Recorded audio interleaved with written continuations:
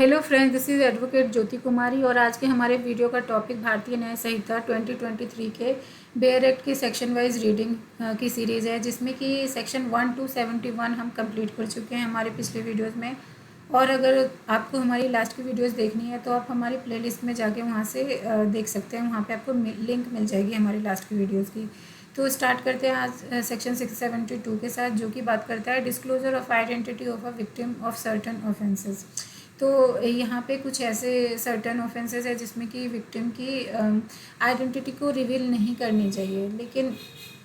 अगर जो ऐसा कर दिया जाता है तो किस तरह वे में ट्रीट किया जाएगा लॉ के द्वारा, वही बात करता है सेक्शन 72। तो बेसिकली जो यहाँ पे अगर जो सर्टन केसेस में हम देखेंगे तो रेप जो सबसे बड़ा ऑफेंस है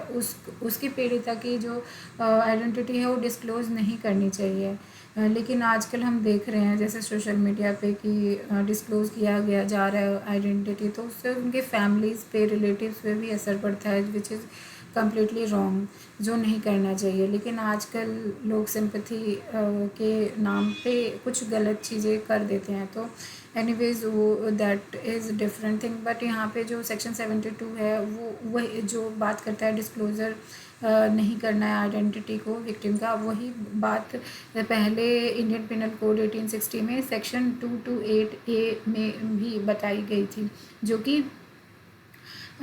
जिसके अकॉर्डिंग अगर जो कोई व्यक्ति ऐसा बेसिकली स्पेसिफिकली उसमें रेप के बारे में बताया गया था 228A में, कि अगर जो रेप विक्टिम की आइडेंटिटी डिस्क्लोज कर दिया तो उस पर्सन को 2 साल तक की कैद मिल सकती है। और अब BNS में वो सेक्शन 72 में बात कर रहे किया जा रहा है। तो आगे चलते हैं हम, क्या कहता है 72। तो 72 का सबसेक्शन 1 कहता है whoever print or publishes the name or any matter which may make known the identity of any person against whom an offence under section 64, 65 or section 66 or section 67 or section 68, 69, 70 or 71 is alleged or found to have been committed thereafter in this section referred to as the victim shall be punished with imprisonment for either description for a term which may extend to 2 years and shall also be liable to fine। तो यहाँ पे वही बात बता रहा है कि अगर जो कोई ऐसी विक्टिम है जिसके साथ बेसिकली ऐसी कंडीशन हुए है जिसमें 64 फॉल करता है, वही जो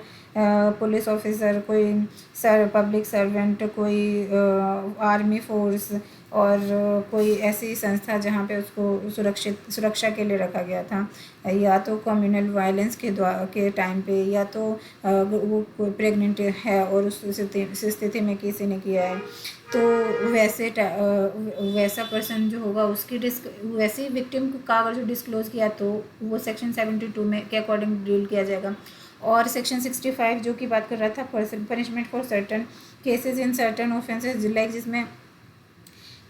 इसमें बताया गया था जो बच्ची अगर जो 12 साल से कम एज की है और जो लेस देन 18 साल और 12 साल, इन दोनों के छोटे एज के बच्चों के साथ अगर जो कोई ऐसा कृत्य करता है उसकी आइडेंटिटी, उस बच्चे की आइडेंटिटी डिस्क्लोज नहीं होनी चाहिए। सेक्शन 66 बात करता है पनिशमेंट फॉर कॉजिंग डेथ और resulting in persistent vegetative state of victim, वही जो उसकी आपने हालत ही ऐसी नहीं छोड़ी है कि वो बच सके और वो नॉर्मल लाइफ सर्वाइव कर सके। सर्वाइव लिया तो लाइफ वो ऐसी डिजेबल हो जाए कि वो मतलब कुछ दूसरों पे डिपेंड हो जाए, वैसा हो जाए वो।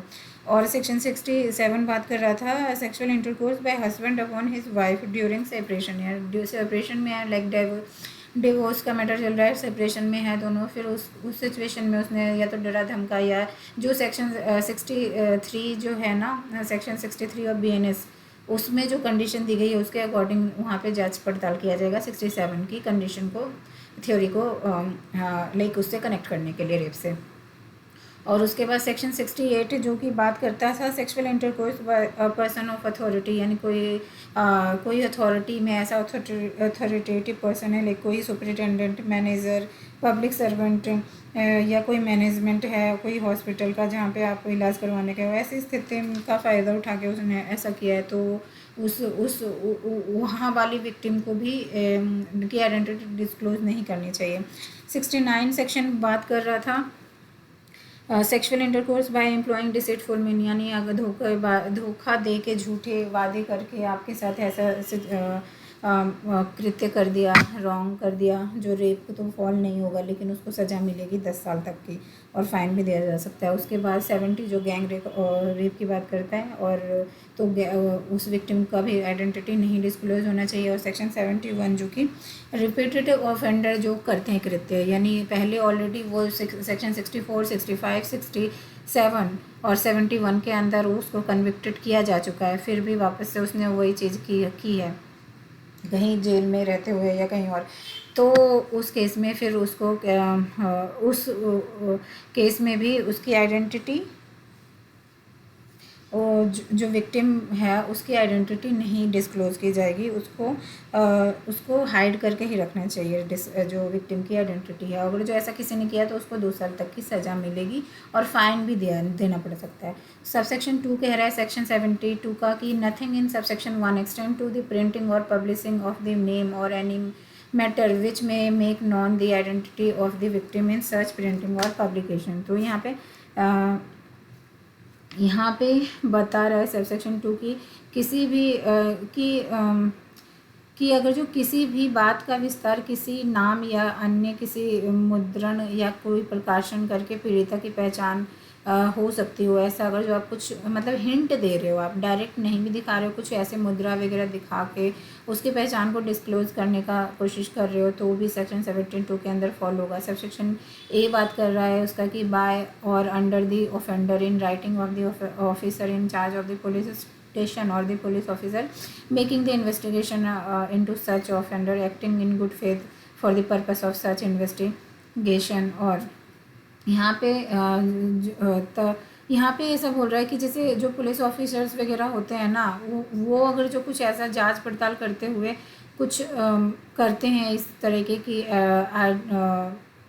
अगर जो हो जाती है उनसे डिस्क्लोज उसकी आइडेंटिटी, तो वो ये एक्सेप्शन में चला जाएगा बेसिकली। तो यहाँ पे वही बोल रहा है कि तब उसको ये नहीं समझाया जाएगा कि वो उसका पब्लिकेशन किया गया है, कि जैसे पुलिस थाने के जो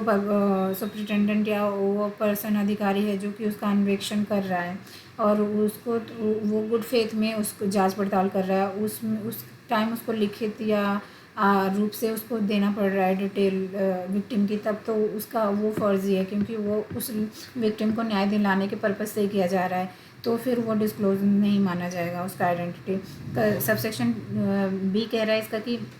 बाय विद द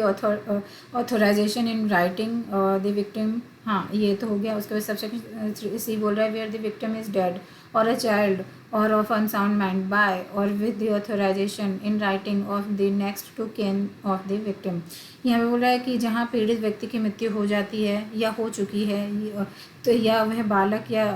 विकृत चित्त का है, यानी कि या तो बहुत छोटा है उसको समझ लाइक जो बिलो 12 हो गया, लाइक उनको कुछ समझ नहीं है, या कोई विकृत स्थिति है उसकी मानसिक बीमारी, मानसिक तौर से वो विक्टिम पहले ही तकलीफ़ में है और फिर उसके साथ ऐसा कुछ हुआ है, तो पीड़ित व्यक्ति के निकट संबंधी या उसके लिखित प्राधिकार से किया जाता है। तो अगर जो उसकी जानकारी उसके फैमिली वगैरह को देने के टाइम पे अगर जो कोई डिस्क्लोज़र होता है तो वो पब्लिकेशन नहीं मानी जाएगी। और यहाँ पे कुछ प्रोवाइज़ो दिया गया है कि प्रोवाइज़ो कह रहा है कि provided that no such authentication shall be given by the next to kin anybody other than the chairman of the secretary by whatever named called or any recognized welfare institution of organization। यानी बोल रहे कि अगर जो किसी निकट संबंधी द्वारा कोई ऐसी प्राधिकार किसी मान्यता प्राप्त कल्याण संस्था या संगठन के अध्यक्ष या सचिव से, चाहे उसका जो नाम हो किसी के अन्य व्यक्ति के को नहीं दिया जाएगा भिन्न किसी भी अन्य व्यक्ति, यानी जिस संस्थान में उसका मतलब उस बच्ची का या जो भी विक्टिम है उसके साथ ट्रीटमेंट किया जा रहा है या उसके जो निकट के रिलेटिव है वो ऐसा सोच रहे हैं कि इस बात को हम किसी संस्था को बताएं ताकि वो हमारी हेल्प कर सके, तो उस कंडीशन में भी वो डिस्क्लोज़र से भिन्न होगा। उसके बाद जो एक्सप्लेनेशन बात कर रहा है, कह रहा है फॉर द पर्पस ऑफ इसका एक्सप्लेनेशन तो बेसिकली यहाँ पे यही है, एक्सप्लेनेशन में भी यही है कि ये जो रिकोगनाइज ऐसा for the purpose of this subsection recognise welfare institution of organisation means social welfare institution और organisation recognise in behalf of the central government of state government, यानी कि जो इस उपधारा के जो भी प्रयोजनों के लिए मान्यता प्राप्त कल्याण संस्था या संगठन के केंद्रीय के अंदर हो या राज्य सरकार के अंदर हो, अगर जो वो इस कोई समाज सेवक संस्था हो और कोई ऐसा है जो कि उस विक्टिम को न्याय दिलाने के लिए काम कर रहा है, तो फिर उसके वहाँ पे उनकी डिस्क्लोज़ करना आइडेंटिटी को वो पब्लिकेशन में नहीं माना जाएगा। तो ये था आज का हमारा वीडियो, जो कि बात करते हैं विक्टिम का not to disclose her identity. तो नेक्स्ट टाइम मिलते हैं हम सेक्शन 63 के साथ, जो कि बात करते हैं प्रिंटिंग और publicating any matter relating to the court proceeding without permission. So thank you so much for watching my video.